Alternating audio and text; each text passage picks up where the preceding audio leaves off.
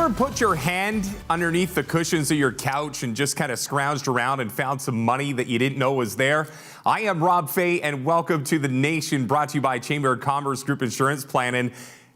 A minute away from walking away with nothing, and then all of a sudden the Vancouver Canucks, thanks to Adam Gaudette, get it to overtime, get it to the shootout, and Horvat snipes one right past Carey Price, one of the greatest goaltenders in the world. And look at that score behind me. Doesn't feel good if you're a Canuck fan.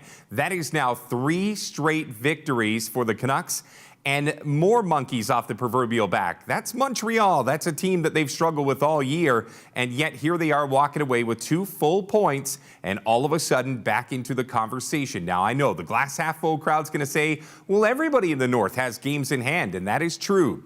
But Vancouver simply has to win the games that they have in front of them, and that marks 2 against Toronto and 1 against Montreal.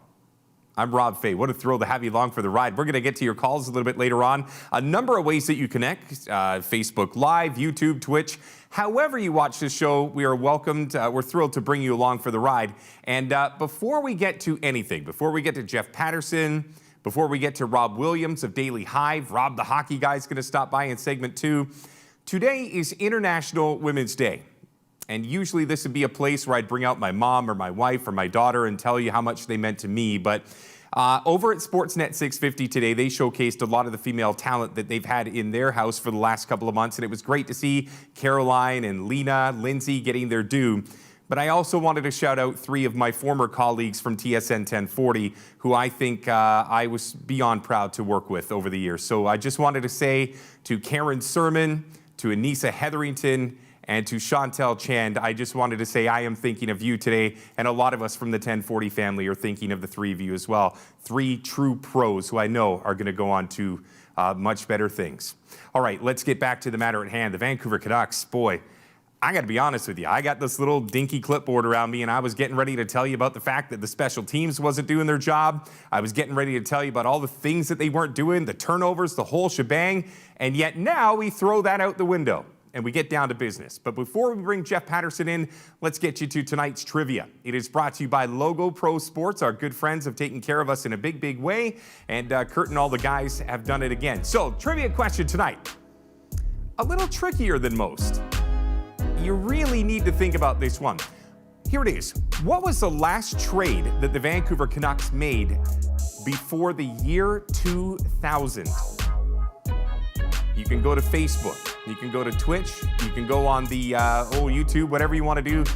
Type in the name or at least the trade that you think happened just before the calendar flipped to the year 2000, and we will pick somebody that will receive a prize from Logo Pro Sports. Now, as we move in and bring Jeff Patterson into the conversation, brought to you by dogpartners.ca, Valerie and Oliver family over there doing such a great job. If you've got a pet that's, challenged, maybe they're timid, maybe they're a little aggressive, this is who you call, dogpartners.ca.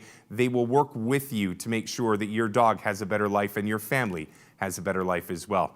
Jeff Patterson, I got to be honest with you, I didn't see this one coming. And more than anything, Jeff, when I look at this game, for what it was for the first 58 and a half minutes, it was probably a conversation that was going to focus on some of the negatives. But these are the kind of wins that over the course of a year can change the whole ebb and flow. I know that other teams have game in hands. I know that it's been a lost season to this point, but that is one of those wins that makes you raise your eyebrows and say, what if? Jeff, what did you make of tonight's game?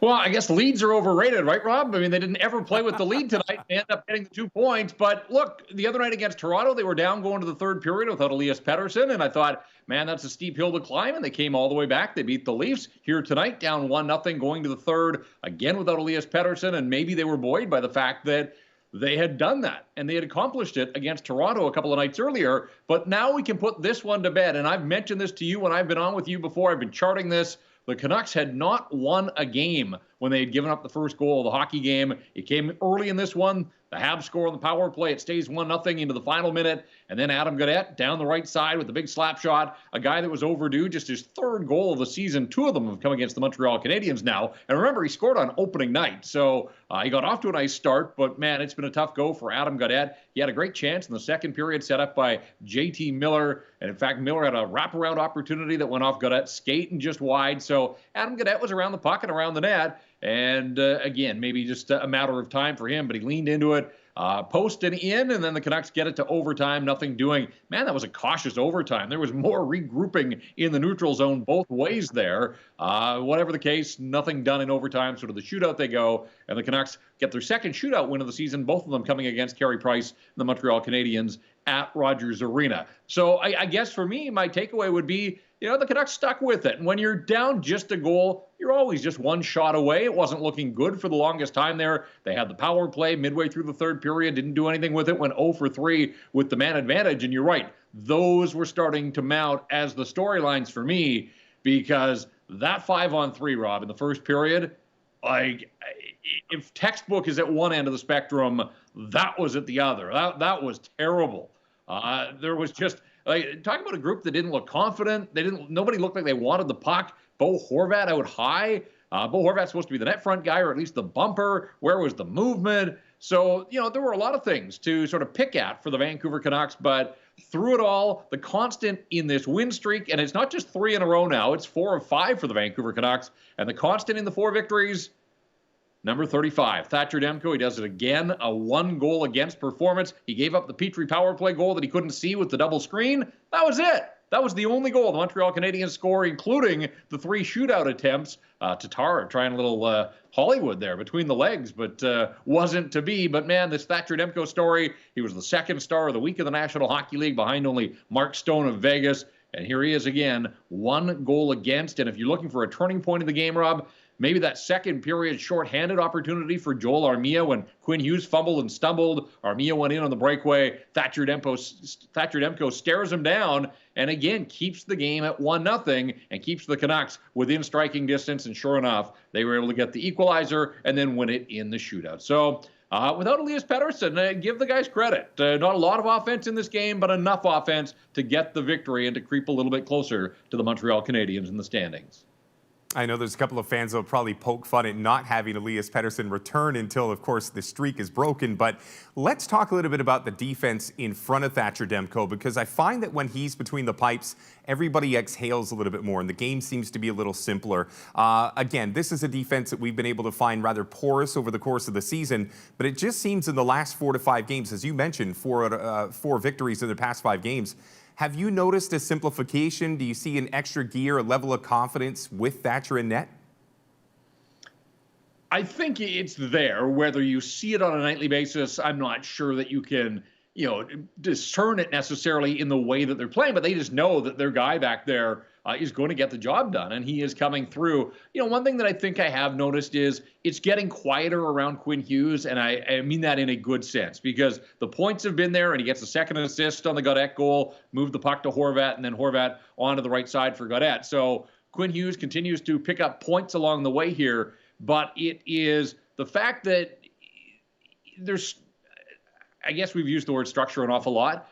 There seems to be, it's quieter around Quinn Hughes in his own zone. Now, I mentioned the stumble where he turned the puck over to Armia on the power play. But you look at Quinn Hughes tonight, Rob. You got that clipboard handy? Jot down these numbers. 4 minutes and 2 seconds of the 5-minute overtime. Quinn Hughes played more than 80% of overtime tonight. That followed a third period in which he played 12 minutes and 8 seconds. He played 30 minutes and 21 seconds on the night. So they absolutely leaned on Quinn Hughes. Jordy Ben left the game midway through, didn't return after blocking a shot, so they were down to 5 defensemen. And when they were down, you knew that they were going to press. And when they're pressing, it's Quinn Hughes, it's Nate Schmidt, it's Tyler Myers. Those are the guys that they lean on, and they certainly did in the third period and then into overtime. So Quinn Hughes should sleep well tonight. His team won, and he played a ton. And for the most part, contributed to the cause. Again, doing the things that you need him to do offensively, but also, I think, just tidying things up in his own zone. And that's a good sign for the Vancouver Canucks. Yeah, if I was to look at the one thing that I circled tonight, it was the turnovers. It was glaring at times, and you talked about structure, which is why I kind of wanted to go this direction. They pull this one out of the fire tonight. Let's make no mistakes about it. I mean, it was a close game. Thatcher played well. Carey Price played well. But at the end of the day, there's still work to be done. So is this an interesting time for the Vancouver Canucks? Because they are amassing points 2 at a time right now. But yet there is still some things that they need to do if they're truly going to get back into this conversation and, dare we see, be a formidable foe if they would somehow make it to the postseason. Yeah, I mean, I think it's hard to throw water at them when they give up just one goal, for a team that was so porous defensively. So they'll take this performance. They don't give up an even strength goal. The only goal Montreal scored comes on the power play. Would you like a little more offense? Yeah, I mean, you don't want to leave it as late as they did, but you know what? That's the third time this season the Canucks have scored with the goaltender pulled for an extra attacker. So that's an area of the game that they have actually been reasonably good at. Early in the season, they never needed to pull the goaltender because they were down 4 and 5 goals. But in these tighter games, they're finding ways to claw back and chip away and get it to overtime so that they guarantee themselves a point. Now, they lost to Winnipeg and they lost to Calgary when they scored late and got it to overtime. But here, they were able to get the bonus point that was up for grabs. So, again, offensively, they have to be a little bit better. They got to get Elias Pettersson healthy, and there's still a little bit of concern around, Travis Green's not saying much, but they certainly hope that they see him here before the homestand is through. They play the Habs again on Wednesday night, and then they get a couple extra days off before they face Edmonton on Saturday in the finale of this 5-game run at Rogers Arena. So getting Elias Pettersson would help because you saw, I mean, in a game in which they trailed 1-0 for the longest time, Travis Green went to the blender. And quite frankly, he doesn't have a lot of options. You look at who's hot on this hockey club outside of Brock Besser. There aren't a lot of candidates, but you've got Brock Besser, who's had this terrific first half of the season. I named him the first half MVP on the show here the other night, and I didn't like, and I can't imagine that Brock Besser was thrilled to find himself playing with Brandon Sutter and Mark Michaelis, this rookie who is just getting his feet wet. This is a team that needed some offense, and you're putting your leading goal scorer and your leading scorer overall with Brandon Sutter, who's stuck on 1 assist halfway through the season. So not sure the thinking there with Travis Green, but perhaps he saw other combinations that he liked and he didn't want to move away from. And again, it shows the lack of depth up front for the Vancouver Canucks when you take one piece like Elias Pettersson out of the mix. And yet, without Pettersson, they have found a way. They've found a way to beat the Leafs. They found a way tonight to beat the Montreal Canadiens. So they need to get a little bit more offense going. You'd like to see them play with the lead, but I do think that this is for their confidence at the very least, a nice card to have in your back pocket, knowing that in these situations, it hasn't happened enough, but they will find themselves in the second half of the season moving forward where they are down a goal going to a third period, and now they can draw back on the game the other night against Toronto, this one against Montreal, and recognize that they can get it done. It's not an insurmountable deficit when you're down by just a goal. You're always one shot away. It took them until there was 41 seconds left in the third period to get the shot that they needed, and Adam Gaudette made no mistake as he leaned into that shot coming off the right wing. So, if you're Travis Green, you're trying to boost the confidence of this group. I think you try to take as many positives as you can. That said, you're going to have to find a way to be better on Wednesday than you were tonight when you face this same Montreal team. Jeff, a couple people in our social media inbox, Irving Claveria saying, Jeff, how long would you ride Thatcher Demko? The schedule works where you could probably put him out there at least the next 2 games, but how long would you press him knowing what schedule's coming up? Yeah, and this is all part of, finding out what Thatcher Demko is capable of at the National Hockey League level. This guy seems to pass just about every test that they put in front of him. We saw it in the playoff bubble last summer. We're seeing it here as he truly has now emerged as the number 1 guy. And I think they're going to lean on him in the second half. But, every guy has that breaking point, and it becomes sort of diminishing returns if you play them too much. But with a day off tomorrow, or at least a day between games, then they play Wednesday.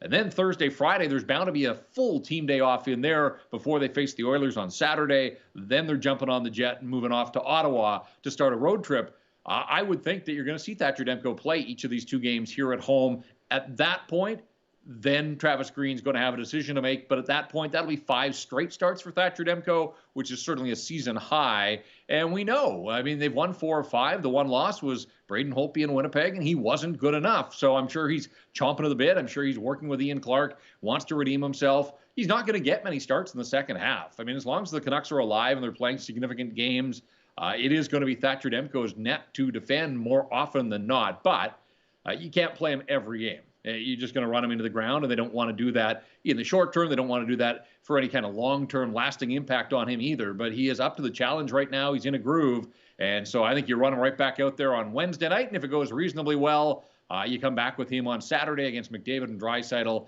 and the Oilers. And then I would imagine that Braden Holtby gets a start somewhere out on the road trip, probably early on the road trip after the team flies east. But then it's, that's just, in my mind, you're looking at a one-off now for Holtby, get him in there, spell off Demko for a game, and then get right back to your ace in the hole, and that is Thatcher Demko, and he is certainly living up to the billing now. I mean, this is what the Canucks expected. This is what they hoped for. They were never going to go 6-by-6 like Jacob Markstrom got with the full no movement clause in Calgary, and the Canucks felt comfortable doing that because they had Thatcher Demko, and they saw what he was capable of in the playoffs. And he is now proving to be the kind of goaltender that they had drafted and developed and hoped that he would become. And that's a really good sign. I mean, if the Canucks somehow are going to claw their way back into this playoff race, it's going to be on the back of a number one goaltender performing like an elite level goaltender, and all of the numbers. And you've seen them out there in social media today. Beyond the wins and the goals against average and the save percentage, but the goaltending analytics are showing that Thatcher Demko is in a conversation now with the best goaltenders in the National Hockey League. So he's putting himself in some pretty good company, and a night like tonight is only going to add to the body of work that he is nicely putting together here, help the Canucks get on this little midseason run. You know, every once in a while, people will question the coach of the Canucks, whether, if you go back through time, when it comes to creativity and being Willie. That was kind of the knock on Willie Desjardins, that he was just hell-bent on sticking with his guys through thick and thin. You see, as you mentioned a little bit earlier, Jeff, Travis Green puts his players in the proverbial blender to try to find something to get things going. I'm going to ask you kind of a two-part question. Now, Travis Green, does he get more creative consistently? Because whatever it takes, as long as it's a one-goal game, he's going to try and tinker in-game. And from a player's perspective, how hard is that when all of a sudden you realize you're going out with different teammates and trying to find your flow? Is it, you've watched enough hockey. Is that a quick transition mentally, or does that take a couple of games to get right? No, I think these guys they're pros, and they realize that, look, they were getting shut out. So nobody had generated much offense. The coach doesn't have a whole lot of options once he's set out his lineup, that, he's got the guys that are at his disposal on any given night. And so he was pushing buttons and trying to make things happen. I think you've seen with Travis Green, he's a guy that likes to sort of boil it down to some combos rather than three across as far as line combinations. And so, Horvat and Pearson have been a combination for the most part. I thought Miller and Adam Gaudette, and again, it's been a tough go for Adam Gaudette, but maybe this is all it'll take for him to, find a little confidence, get a little hop in his step. But I thought Miller and Gaudette tonight were a pretty good duo. They had some things going. And look, there's been so much talk in this market for years about Jake Virtanen. Give him credit. I think these last three games, again, the bar is so low for Jake. Nobody's asking him to be an absolute world beater, but when you see him drive wide on the left side on his backhand, coming in as a right shot guy and pulling that puck to the front of the net as he did, he used his speed effectively. It creates chances for himself. It creates rebound chances. And so, that's kind of quietly been one of the good news stories here, beyond the results. Obviously, it's a bottom line business, and they're looking for their wins right now, and they're getting them. But Jake Virtanen looks like he's pulling the rope in the right direction. So that gives Travis Green some options, because for much of this season, Travis Green has either had Jake Virtanen on his fourth line or not in the lineup at all. But right now, Jake Virtanen, getting an opportunity to play higher in the lineup, and I think he's been pretty effective as well. So I was happy to see that. And in fact, Rob, I thought when that 5-on-3 was so ineffective, you don't have a chance to change because there were no stoppages there, but I almost thought that they needed either Jake Virtanen or Gaudette, another right-handed shot, a guy that can tee it up and let it go. Nobody seemed to want to shoot the puck on that 5-on-3. For whatever reason, it was so static. And they went with their top-end guys, Pearson replacing Elias Pettersson on that first unit power play. But, man, I burned the tape of that, because nobody needs to see that a second time. And I kind of found myself thinking, and I'm not sure I would have thought this at any other point earlier in the season, but man, maybe a guy like Jake Virtanen could have injected a little life into the 5-on-3 in that situation, or even Adam Gaudette early in this hockey game. So Travis Green's got some options, and again, we'll have to wait to see if there's an update on Elias Pettersson.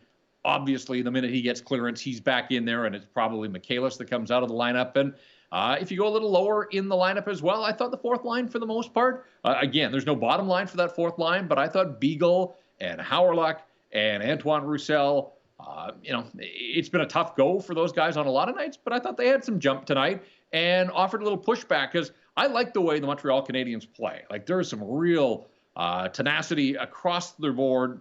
They don't have the star power that a lot of teams do, but they've got depth for days. And I wondered if it got to 3-on-3, if that favored the Canucks, who do have the star power, even without Elias Pettersson. Again, it was a tentative, cautious overtime period. It wasn't anything I don't think that the NHL is going to put on any kind of highlight reel and send out there for publicity. You want to see them go end-to-end and trade chances, and too much of the overtime, for my liking, was played in the neutral zone tonight. But again, I thought, look, even if the Canucks had lost 1-0, I wasn't going to come on here and carve them. I didn't think the effort was the issue, but it's hard to win hockey games if you don't score. So it took them a while to get the one they needed, and one was enough. On this night, something tells me they'll probably need more than one goal if they're going to take both games here against Montreal when they get back at it on Wednesday night. Well, all joking aside, Tyler Toffoli, 4 shots on net, nothing across the board. That's a big deal. That's a victory in with itself. Yeah. Jeff, I appreciate you doing this. We will do this again in a couple of days' time. And more than anything, thanks for stopping by, Jeff. Have a good one. All right, we'll see if they can keep this thing rolling. And again, taking advantage of some home ice. Not that the people are there to see it, but some home cooking for the Vancouver Canucks. And they look like they are kind of quietly cooking here. Still a huge uphill climb, Rob, but they put themselves, they put a streak together at the very least, and making things a little bit interesting here in the middle stages of this shortened season. 3-0 since Jimbo sat behind the podium and took questions, if you're counting. All right, thanks for this, Jeff. We'll do it again. All right, let's get to it. We're going to take our break here because on the other side, we got more Canuck talk. We're going to do this for the whole hour. On the other side of the Daily Hive, Rob the hockey guy is going to stop by, Rob Williams. We will also get to Travis Green's audio. We will get to Thatcher Demko's audio, the man of the hour with 29 saves, once again helping the Canucks to 2 very key points. We've got a lot to get to. We've just scratched the surface. I am Rob Fay. This is The Nation, brought to you by Chambers of Commerce Group Insurance Plan.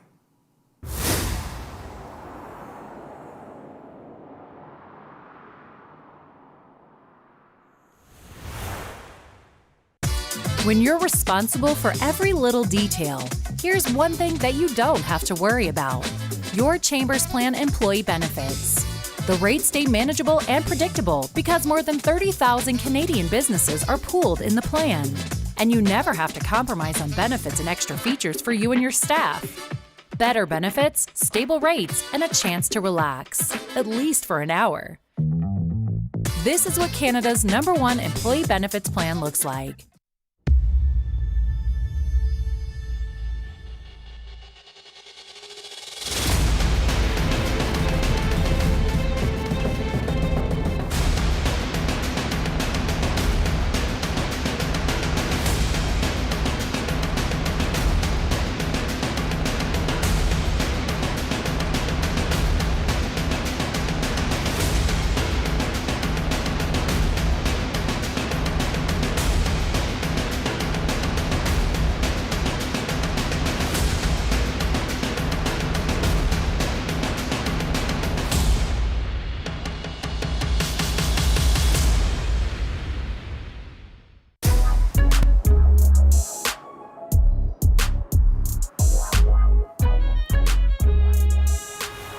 Well, welcome back to The Nation. I am Rob Fay, your one-stop shop for everything Vancouver Canucks. The post-game, live and well. And boy, I'll tell you what, the temperature, even in the studio, just kind of decompressed. Everything was cool and fine after the Adam Gaudette goal that, of course, tied the game, sent it to overtime. We get to the shootout, and Bull with a nasty piece of business.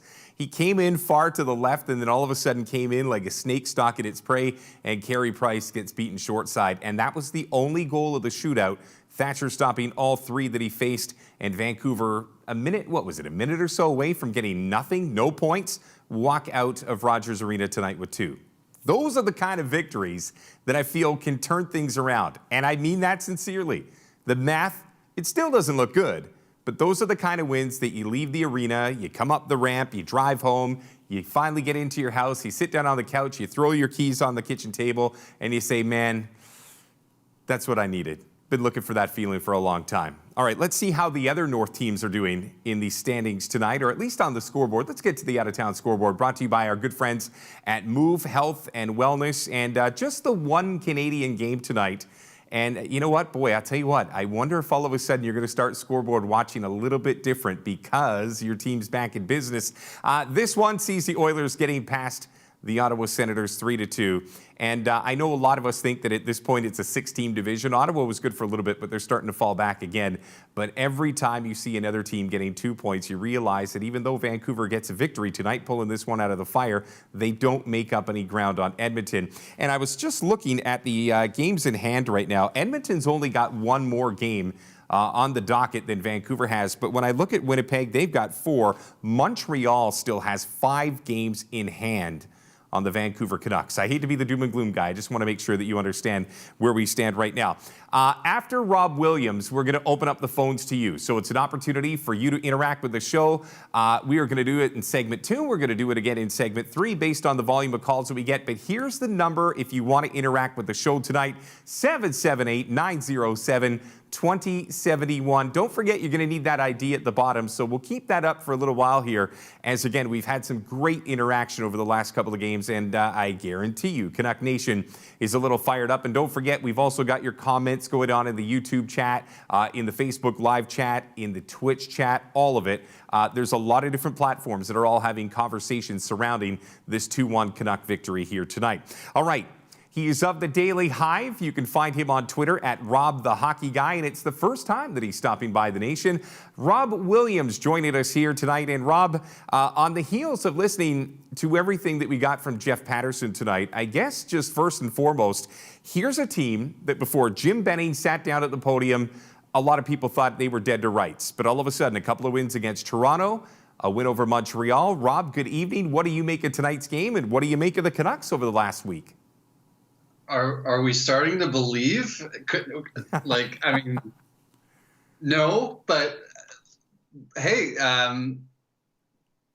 they're winning games finally. Not moral victories, but actual wins.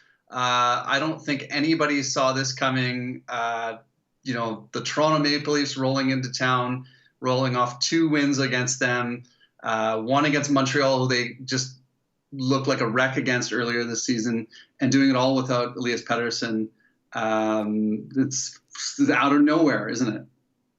Yeah, it is. And the thing that I like about it is, sometimes your elite level star goes on the shelf for a couple of games and you look to see who's going to step up. And not a lot of guys would have circled Jake Virtanen's game, but I believe that with the opportunity, I don't know if it was the trade talks. I don't know if it's just the fact that he finally got some monkeys off his back, but he's playing good hockey. And you don't always see the whole story if you simply look at the box score and see if he scored or if there was an assist attached to his name. But you're starting to see some players that over the first 25 games were really struggling start to elevate their game. I mean, Adam Gaudette coming down the wing with just a couple of minutes left in this game, snipes home his 3rd of the season. These are the kind of guys that take the pressure off the lotto line to do everything themselves. And you're starting to see a word that I haven't used a lot this year, Rob, balance. And that, for me, even in a 2-1 shootout victory, is something that you can hang your hat on. Yeah, you know what? Full credit to Travis Green tonight. I think he looked like a genius. He threw Besser on a line with Sutter, which I did not agree with. But he also put Adam Gaudette on a line with JT Miller. And who does he have out in the last minute? Adam Gaudette, who hadn't scored in over a month. I think that he'd shown a lot of good promise in the last couple of weeks. But still, no goals to show for himself in over a month. And what a goal. Who is it? John Shorthouse bringing up Cody Hodson's name on the broadcast. Beautiful goal in the last minute to tie the game up. And you're right. I mean, you need those, you need those role players.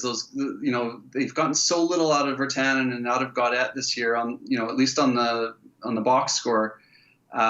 If they can find a way to get some offense out of those 2 guys in particular, I think that they're in a lot better shape going forward. I want to talk to you a little bit about covering this team. We can break this team down analytically all night, but it's the year where everybody has to communicate with the team, with the general manager, with the head coach through Zoom, through these calls where you don't get the opportunity to pull them aside, you don't get the backstories. Has that been a challenge to you as a journalist this year, a guy that covers this team, having to do kind of the Max Headroom style interview? I'm dating myself by saying that, but just not having the opportunity to go beyond just the online scrum? Definitely. I think it's a bigger challenge for the beat writers that are following the team all the time than it would be for myself. I mean, I'm having to do a million different things at once. So in some respects, there's times when I'm not able to get down to the rink. And having Zoom actually allows me to kind of be in the scrum when I wouldn't ordinarily get that chance. So in some ways it's advantageous for me, but without a doubt, like, we're not getting the same stories and the same audio that we would during a normal season. We get 2 to 3 players to talk to after a game. If there's a controversial play in the game, I think back to the playoffs last year with the whole Roussel-Reeves back and forth, and they'd have this big feud going on in the game, and then neither player was made available after the game. Yes. They would bring out other players that maybe had more of an impact on the scoreboard, but weren't part of the sideshow, and so that story just sort of goes away. We just get to see the quick clip. We don't actually get to see or hear from them. And especially Reeves would have had something to say, and there would have been a war of words, through the media during that series, and we didn't get to hear that. So that's kind of a bigger example, but that sort of plays out, I think, throughout the season because we don't hear from as many guys just, for logistic reasons. I'm going to bounce you around a little bit here, Rob. I appreciate you making time for me. Dr. Bonnie Henry comes out recently and says that they're eventually going to start to open up some sports, which obviously when you hear that, you think of the big teams. You also think of the little teams like the BC Hockey League and all of these different sports that have had the clamp down on them for almost a year. I don't think, obviously, this is going to affect the Canucks season, but when you look at some of the other sports in this city, when you realize, boy, we might be able to have some people going to stadiums in August or, dare we say, September, what's your first reaction when you hear that? Is it something that you probably shouldn't say too soon unless you can absolutely for sure say this, or is it something that teams are looking for as even just the first time they get to breathe? I think of the Vancouver Canadians who are going to start their second season, perhaps not at home. Do you say that until you're sure, or do you just throw an olive branch saying, hey, we're working on this and we're getting there? I mean, I think at the moment right now, I've been following the COVID. Who hasn't followed the COVID news, but been following the COVID and vaccine news very closely. And, I think there's light at the end of the tunnel right now. I think if everything goes according to plan, we should have the bulk of the population vaccinated by this summer. We should be in a really good place, and we should be able to do more than we've been able to.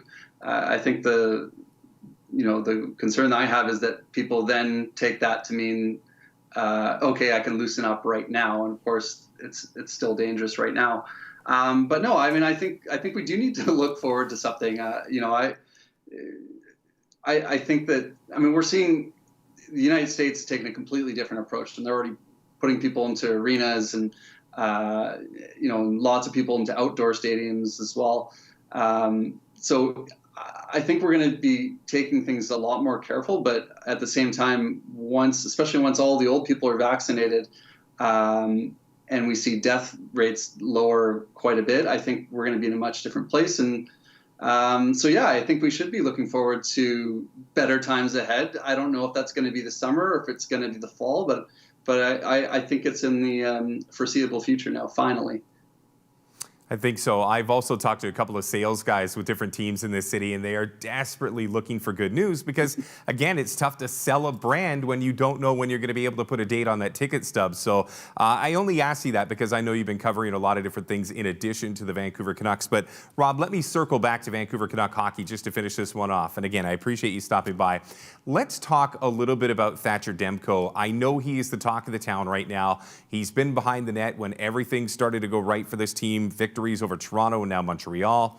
I guess my question, same question I asked to Jeff, how many games would you ride this guy? And I'm not just talking about consecutive. I'm just looking for a percentage. Is he a 75% guy? Is he an 80% guy? Is he 85? Do you ride this guy till the numbers fall off his jerseys? What would you do?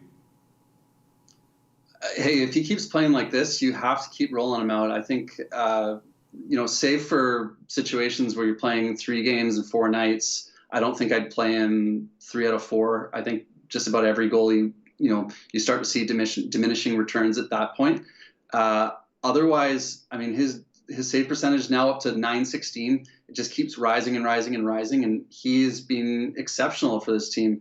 NHL second star of the week. He's one of only 4 players to be an NHL star of the week this season.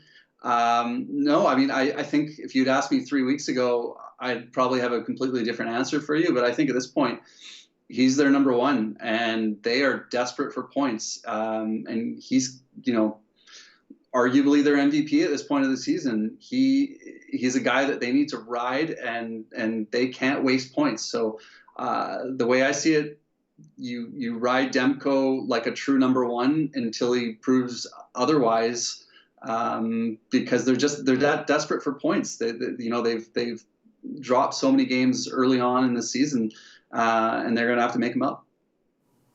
It's a really good point. Although their get-out-of-jail-free cards were used in the first half of the season. And you know what? He's a young guy. He can handle it. Rob, thank you. I've wanted you on this show for some time now, so the fact that we finally got together means a lot. Say hi to Carmen, everybody over there at Daily Hive, and keep pumping out those stories, man. It is great to catch you guys online. And again, on Twitter, at Rob the Hockey Guy. Rob, thank you. I appreciate you doing this. Appreciate it, Rob. Thanks. No problem. Great to have J-Pat and then follow up with Rob Williams. Again, opportunities for you to call into the show. We'll do it in segment 3. We're going to take our break here. We do have Travis Green audio, and we've also got Thatcher Demko conversations. Both of those we picked up from the Canucks just seconds ago.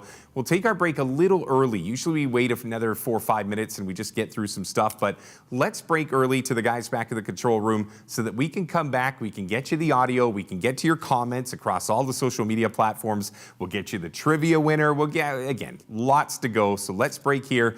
When we come back, the head coach of the Vancouver Canucks, Travis Green. I'm Rob Fay, and you're watching The Nation, brought to you by Chamber of Commerce Group Insurance Plan.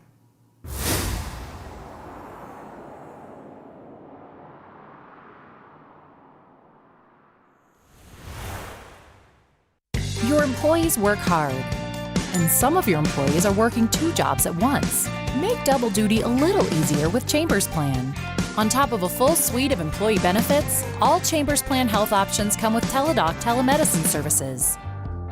A doctor can meet with you, write a prescription, and send it to your pharmacy of choice. Better benefits, stable rates, and a video call with a doctor who can confirm it's only a rash. This is what Canada's #1 employee benefits plan looks like.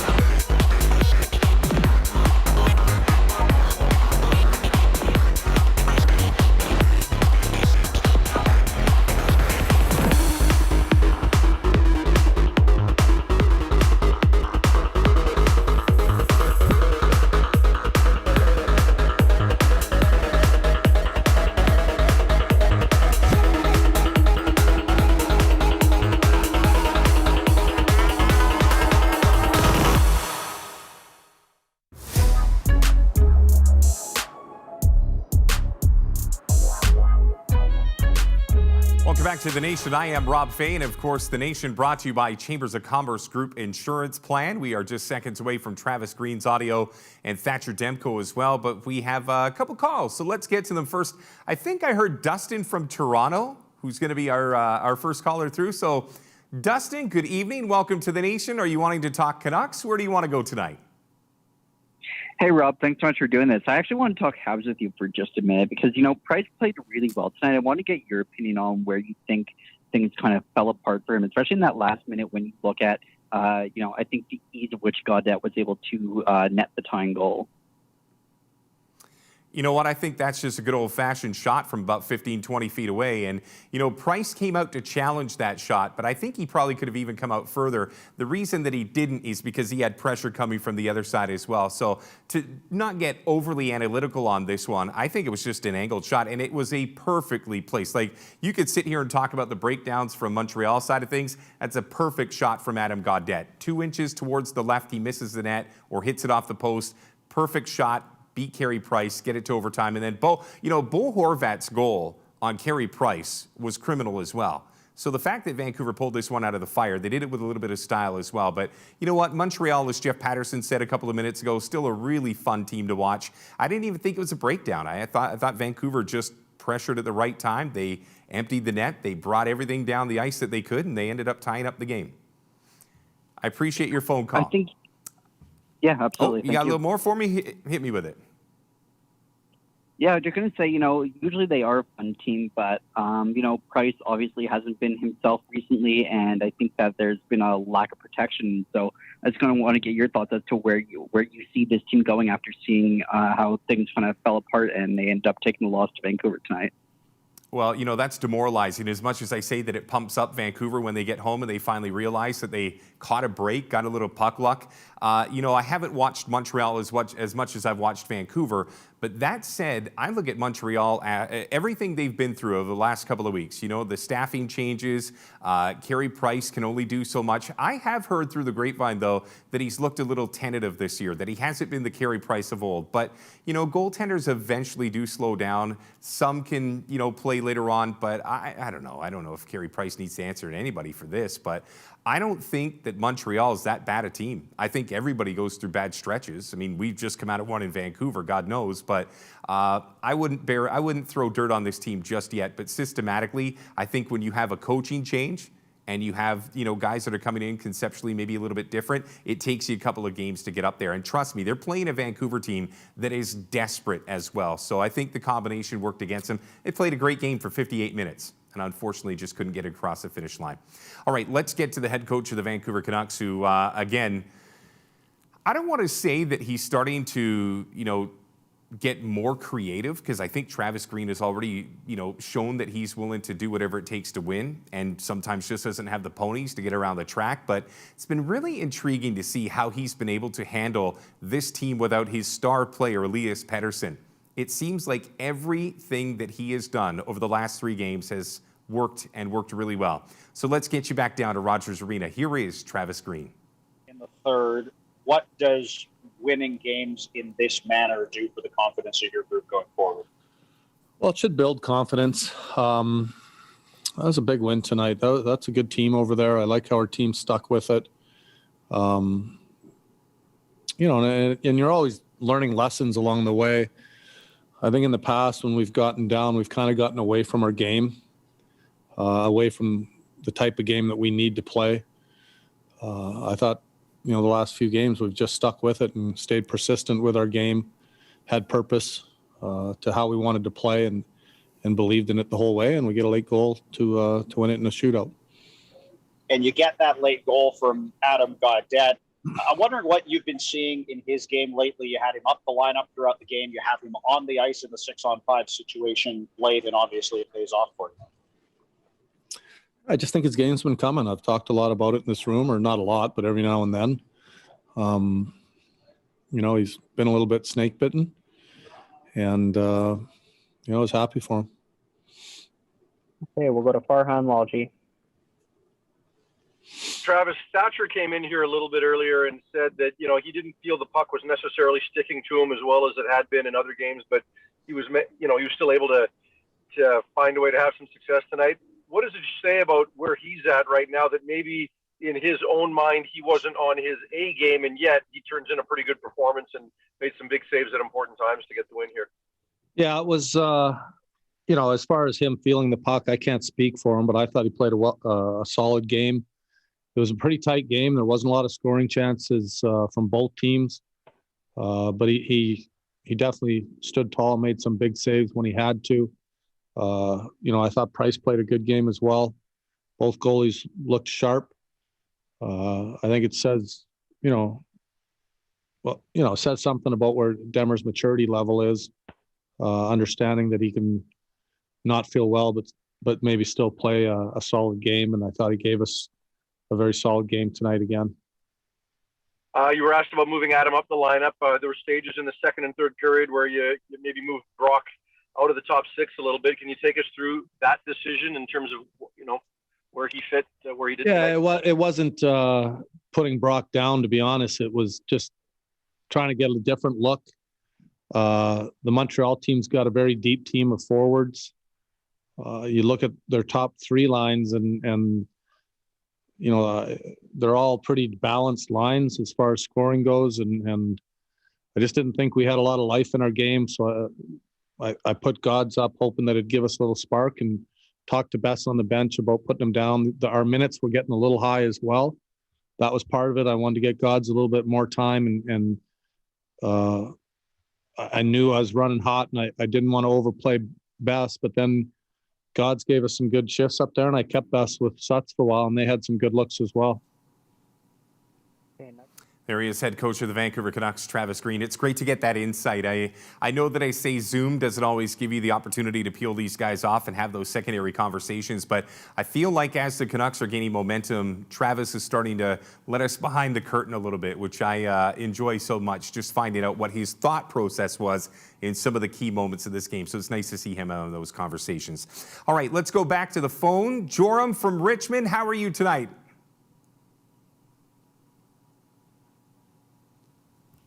Joram from Richmond. I'm sorry. I jumped the gun there too quickly. How you doing tonight? It's all good, Rob. How are you? I'm doing well, thank you. I'm thrilled that you called in. What do you want to talk about tonight? Yeah, a couple of things. So first thing, I just want to acknowledge you, Rob. I listened to your interview with Clay over at YouTube of how you were working and not getting paid at all for a lot of months. And then the whole TSN thing happened, and now you're starting this. So I'm just really proud of you, and I want to support you as much as I can. Thank you. That's very kind of you to say. I appreciate you calling in to say that. Yeah, absolutely. And yeah, just my second point, question I had for you. Obviously, everyone's in a good mood. Everyone's feeling really good after these few wins. But realistically, I still don't think we're going to make the playoffs. And everyone is calling for Benning's head. Everyone's calling for Travis's green head. But I don't think enough people are really pointing the blame at the right person, which is the ownership. So I just wanted to get your thoughts on like the ownership's, stepping in a little too much and being too hands-on. Like even the boys on Spin Chicklets are even acknowledging that the Vancouver ownership stepping in too much. So just want to hear your thoughts on that. Yeah, I appreciate the phone call. If you've heard me on TSN or you've heard me on this show, I don't usually sling my arrows towards Jim Benning or Travis Green. I go up because I want to talk. I would love to have Francesco on this show. I'm putting it out there as an open invitation. I would love to sit there and just say, okay, where are we at with this? Why are you doing this? What's your budget for this? I don't think I'd ever get that interview. I don't think I'd ever get those answers. But at the same time, I agree.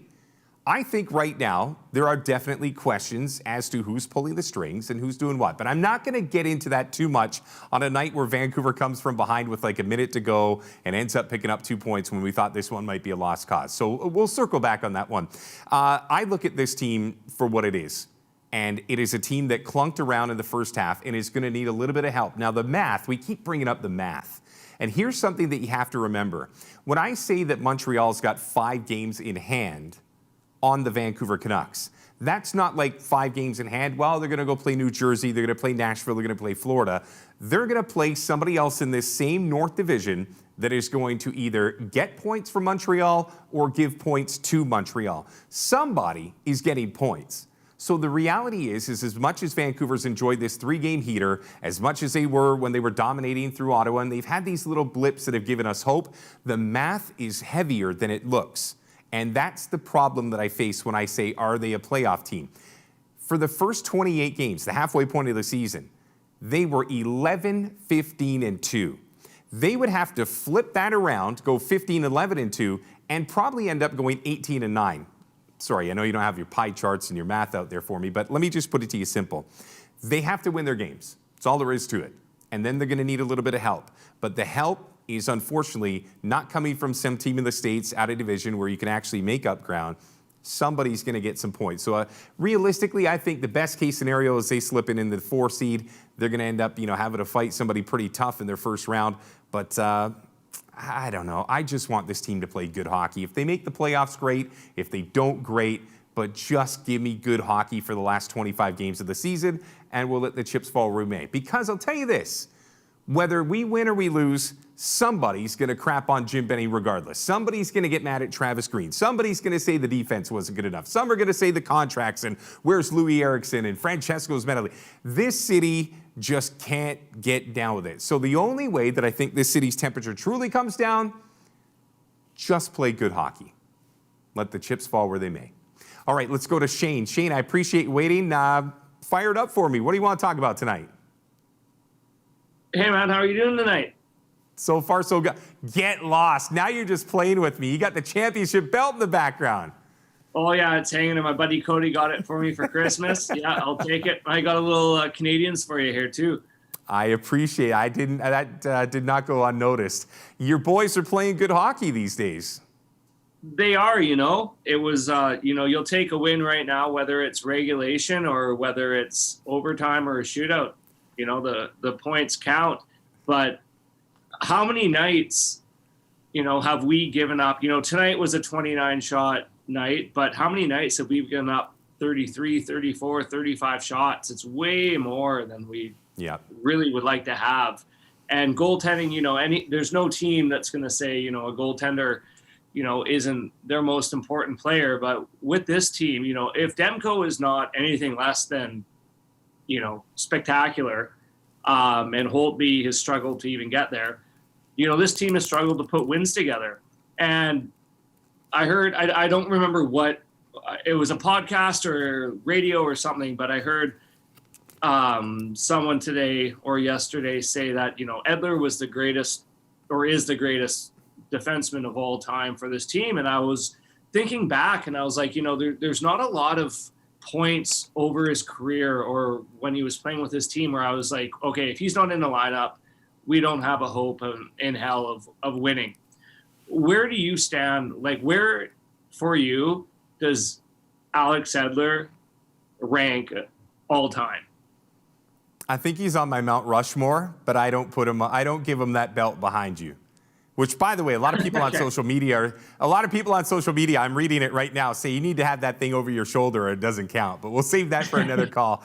You know what? And again, I know people are kind of hot and cold on him as well, but I was always a Matthias Olin guy. I loved the way he played. I loved the rock that he was, and he played this game so well. It was my style of defender. And I don't know. Is his number retired? No. Is he up there amongst the greats? Yes. But I don't think you could really pick one guy in this Canuck history over 51 seasons that is clearly above. So again, I go with the Mount Rushmore. I usually wimp out and take 3 or 4 guys and settle somewhere in between. All right, let's go back to Ottawa, the nation's capital. Second time we've heard from Matt at as many shows. Matt, how are you tonight? Oh, I'm great. Congratulations on this excellent show, Rob. It's a great place to hang out after the game. Thank you. I appreciate that. Well, what question do you have for me tonight? Biggest issue? Oh, I was just going to say one of these teams' biggest issues, other than Aquilini playing president of hockey ops, is they struggle to maintain pressure momentum. The Canucks have 2 fairly good lines, but the bottom 6 of Sutter, Roussel, and Gaudette, I know he scored tonight, but their sticks are where plays go to die. Like Howrluck and Michaelis have been a slight improvement, but they're solid fourth liners of that. They need an upgrade on Myers to stop getting stuck in their zone. So I'm just wondering, do you see any light at the end of the tunnel for this team to become championship caliber? Thanks again for the show. Yeah, no problem, Matt. Championship caliber? No. And I don't think anybody in this city is ready to go to that level yet. But bottom 6 just gets ripped all the time. And I have a real tough time doing that on a night where they were actually pretty doggone good. I mean, J-Pat said it. I'll second that. The problem that you're going to face with this team is that there's no depth. And yeah, I like Michaelis' game. I think he brings a little bit of energy. I really like it when Zach McEwen plays. But for me right now, I always said this team was 1 or 2 players away from being really good and 1 or 2 injuries being god-awful bad. And that for me is where I kind of sit. I think to myself, if somebody, and I'm going to knock on wood, yes, there's a table beside me here. If one of our top blue liner guys goes down, forget about it. Like, that's how thin we are on the blue line. And, realistically, Elias Pettersson's not in the lineup, and they're 3-0. But you look at that 5-on-3 tonight, a little bit earlier in the game. That was clunky, and needed Elias Pettersson. So I know there's a faction of fans that are out there saying, keep him out until we lose a game. Don't break the streak. But they need Elias Pettersson to be a big-time player. They need everybody to step up and play their best hockey. But you know what, man? 3 wins in a row. Just enjoy it because it's been such a clunky season, to use that adage twice. I'll just take anything I can get. Okay, let's finish up on this one. From the mean streets of Langley, trust me, I'm minutes away from them. We go to Big Jake. Jake, how are you tonight? What do you got for me? Hey, how's it going, Rob? Pleasure to be here. Good. Thanks for having me. I appreciate it. I don't get to see it tonight. All right. Why are you laughing? I haven't even done my call yet, and you're already giggling around there. All right. Hey, Rob. You know what? You know what drives me nuts? I'll tell you. This team drives me nuts, man. Because every time I get kicked down on the ground, and I'm like, you know what? That's it. I lost all hope in the season. I kind of feel like Jake Virtanen all of a sudden. I show up for a few games. I'm all of a sudden a top star. And then they'll probably kick me back down to a fourth liner again. But honestly, guys, it's driving me crazy, man. I don't know what to feel anymore, man. Like, this is unbelievable. It's like I'm reliving my teenage years again. I just don't know what to do. So honestly, Rob, I just hope they keep winning here. Maybe we'll have a little bit of a miracle. And can you imagine if we actually make the playoffs? God forbid we make them. We're going to be the hottest team in the league. So I appreciate it. You know what? Here's my one fear. And again, we'll have to cut off the calls here because we do have to get to Thatcher Demko. Is I wanted either the Canucks to be really bad or I wanted them to be really good. Because here's what I see happening. And again, I'm not trying to wish this on the Canucks, but we've all said, okay, they got to dump some of the excess baggage to get down to weight, which means if we can, at the trade deadline, get rid of a Brandon Sutter, get rid of a couple of pieces, maybe get some picks in return, then hey, you never know, at least we're building towards the future. Well, what do you do if this team is right on that bubble? Now, I know J. Pat the other night said, nope, you still got to stick to the plan. You got to see this through. And I'm not trying to put words in his mouth, but what do? Here's a team that was within a game of the Western Conference Final last year. This is a team that has just been brutal for the first half, but yet all of a sudden, dare we say, capture a little lightning in a bottle. What do you do if you're Jim Benning and all of a sudden you don't know if you should take a step forward or you should take a step back? You know that the step back, you're trying to get assets, you're trying to build for the future. You take that step forward and maybe you're trying to save your own job. But that's a question that's going to be really interesting to answer if this team hangs around in the North Division and mathematically keeps their chances alive right up until the trade deadline. I know what I think they should do, but I think I might be the minority. All right, a guy that played outstanding tonight, 29 saves, cool as a cucumber. And, the thing that I liked about him is the boys bailed him out. He played good enough to win, and for 58 minutes, looked like he was going to lose. Here is the first star of tonight's game, Thatcher Demko. Hey, Thatcher, what does it do for you guys to win a couple of games the way you've done now, coming from behind, when you haven't done that all year, just for your confidence going forward? It's a huge win tonight. Kind of leaving it to the last second there. Just trusting the process, playing a solid game, I thought, and getting through overtime, and then both scores a nice one in the shootout to lift the group. And, it's a huge game for us. So, we just want to keep getting better, keep building. And tonight's a great win. How about for you personally, your thoughts on your own game tonight? I thought it was okay. Some nights the puck's sticking to you. I thought there were a couple today that were bouncing on me a little bit and things like that. But our D-core is there, solid, backing me up. And a lot of the times I just had to make the first save. So that's always a plus. And, again, I thought our whole team played a good 60 minutes at both ends of the rink, which is something that we've been striving to get better at. And, you saw it tonight. Okay, we'll go next to Farhan Lalji. After a couple saves, I want to ask you about the breakaway save, I think early in the third after a giveaway, just the importance of that to keep it a one-goal game. Trying to remember. Was it the one in the second are you talking about? Sorry, the one in the second. Yeah, you're correct. Yeah, I'm not sure if I got a piece of that. there's been a couple games here where you've been giving me credit where I'm not sure if I got a piece or not. But yeah, I mean, that's a situation. Obviously, we're down one.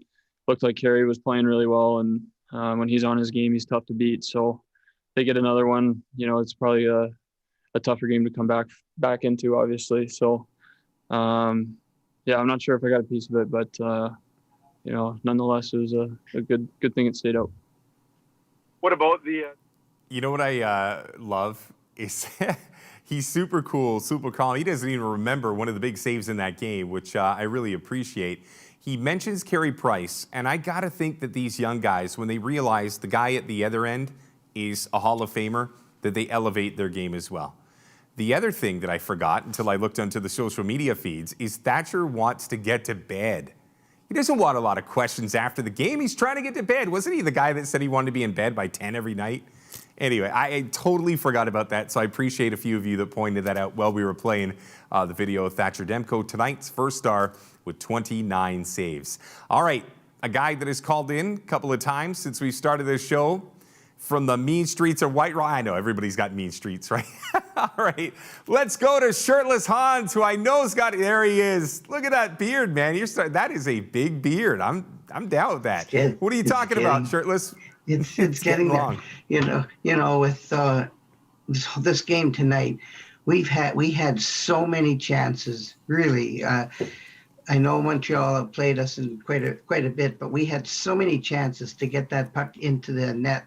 We just couldn't find the back of the net, and it just happened to be that last goal at the 40-second mark, with 40 seconds left to go in the game, that we were waiting for. Because how many crossbars did we hit tonight, and how many posts did we hit tonight? And you can hear them, just a ping back after one after another. It's you know, we just I don't know, we just can't get the break half the time. But the one thing that really bothered me more than anything else was when Virtanen got tripped and behind the net, and there was no penalty call, and yet when you saw the camera and the TV view, the stick was still between his legs.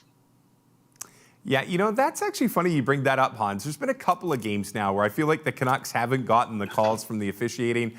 I don't know why that is. Maybe it's just bad luck, but I'm glad that you brought that point up. The one thing I want to bring up is I guarantee you, Hans, everybody is looking to see what you're watching on that TV behind you. You came up and I thought it was Britney Spears, Hit Me Baby One More Time. I'm not sure what it was. No, it's The Voice. Ah, of course, always a good show. Now that we know that you got that in the background, we're going to be looking at it every time that you call in. Hans, it's great to see you, and you're looking good as well. I appreciate you stopping by. Okay, one more call at the buzzer here. Patrick from Williams Lake. Patrick, how are you tonight? I appreciate you taking time to call in. What do you got? I'm in a breakout session.